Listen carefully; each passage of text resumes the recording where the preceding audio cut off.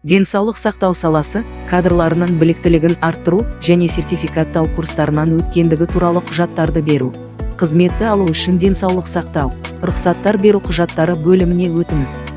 Денсаулық сақтау саласы кадрларының біліктілігін арттыру және сертификаттау курстарынан өткендігі туралы құжаттарды беру қызметін таңдаңыз.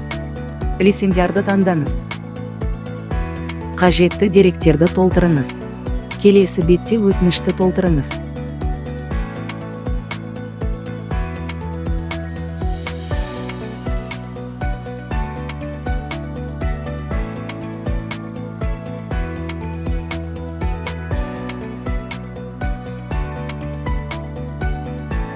Қажетті құжаттарды тіркейіңіз.